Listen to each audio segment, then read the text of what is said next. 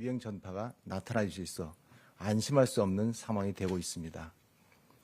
지역사회에 숨은 감염이 많은 상황에서 이동과 만남으로 추가적으로 감염이 확산될 수 있는 위험이 상존해 있습니다. 국민 여러분께서는 이동과 만남을 자제해 주시고 마스크 착용과 밀폐된 실내 이용시설에 주의를 해주시기를 부탁드립니다. 의료 대응체계는 안정적으로 현재 유지되고 있습니다. 오늘 기준으로 중환자 전담 치료 병상은 총 969병상 중 457병상, 40.2%가 가용이 가능한 상태입니다. 감염병 전담병원은 9,760병상 중 3,724병상, 생활치료센터는 19,517병상 중 8,620병상이 사용이 가능합니다. 정부는 병상 확보를 위해서 지난 8월 13일 수도권 의료기관에 9월 10일에는 비수도권 의료기관에 행정명령을 시행을 하였습니다. 수도권 중환자 전담치료병상은 153병상을 확충하며 목표 대비 89.5%를 확보를 했습니다. 감염병 전담병원은 552병상을 확충하여 목표 대비 92.9%를 확보한 상황입니다. 비수도권 중환자 전담치료병상은 118병상, 중등증 환자를 위한 감염병 전담병상은 1,002병상 확보 계획이 미리 이미 제출이 되었습니다. 지자체와 의료기관의 적극적인 협조에 진심으로 감사를 드립니다. 앞으로 수도권에서 중환자 전담치료병상 22병상과 감염병 전담병원의 42병상을 추가로 확충할 예정입니다. 비수도권의 의료기관에 대해서도 병상 확보 현황을 지속적으로 점검하고 병상 운영에 따른 의료인력 수요도 파악할 계획으로 있습니다. 사용 중인 병상 규모를 한 달 전인 8월 24일 비교해보면 중환자 전담치료병상은 현재 512병상이 사용 중으로 581 병상에 비해서는 69병상이 감소하였습니다. 감염병 전담병원 역시 현재 6,036병상이 사용 중으로 이는 한 달 전 사용 중인 병상 규모 6,660병상기에서 630병상이 줄어든 상태에 있습니다. 다만 현재 위중증 환자 수는 309명입니다. 8월 넷째 주에 417명에 비해서는 크게 줄어들었습니다. 아마도 이는 예방접종이 중증화율을 감소한 효과로 판단하고 있습니다. 다음은 재택치료 추진사항을 말씀드리겠습니다. 어제 재택치료로 배정된 환자는 총 98명입니다. 지역별로는 경기가 71명, 서울이 17명, 강원이 4명, 충북 4명, 인천 2명입니다. 오늘 기준으로 재택치료를 받으시는 분들은 전국적으로 805명입니다. 경기가 565명, 서울이 155명, 인천이 49명으로 수도권이 84%를 해당하고 있습니다. 그 이외에도 다수의 지자체에서 재택치료를 시행 중에 있습니다. 특히 경기도와 강원도에서는 소아를 보호하는 보호자뿐만 아니라 성인을 대상으로 치료 대상을 확대 운영하고 있습니다. 전담 조직을 구성하고 간호사와 의사 등 의료 인력을 직접 채용하여 건강 모니터링을 실시하고 있습니다. 지난 9월 13일에는 경기도 특별생활치료센터가 개소를 하였습니다.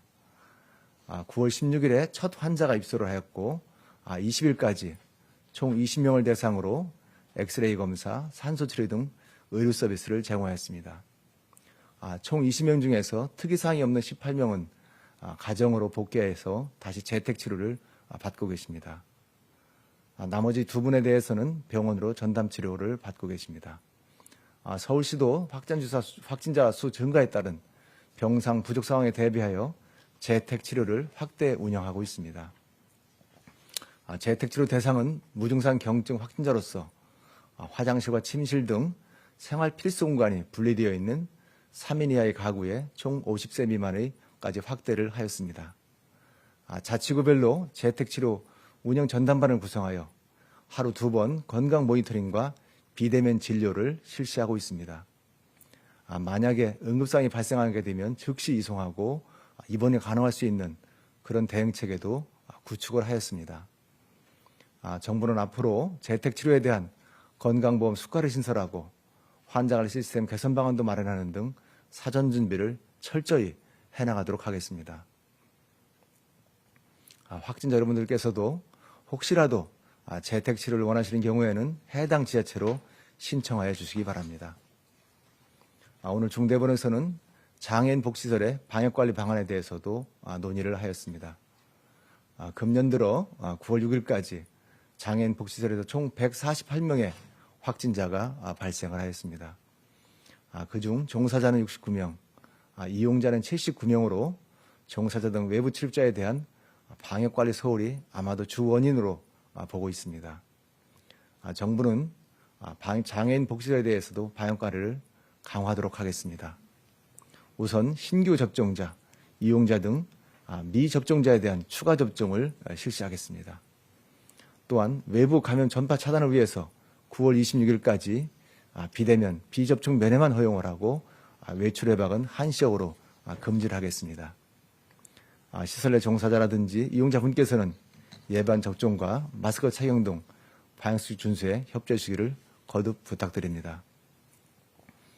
다음으로 고속도로 휴게소와 철도 역사에 설치한 임시선별소 운영 실적에 대해서도 말씀을 드리겠습니다. 지난 8월 13일 안성, 이천, 화성, 용인휴게소 4곳에 대해서 임시선별검사소가 설치가 되었습니다. 9월 3일에는 휴게소, 터미널, 철도 역사 등 교통요충지 13곳을 추가로 설치되어 운영 중에 있습니다. 그간 39일 동안 99,155건을 검사하였고 이 중에서 353명을 확진자를 찾아내었습니다. 그중 무증상 확진자가 73%로 일상 복귀 전에 무증상 감염자를 선제적으로 미리 발견하는 성과를 거뒀습니다.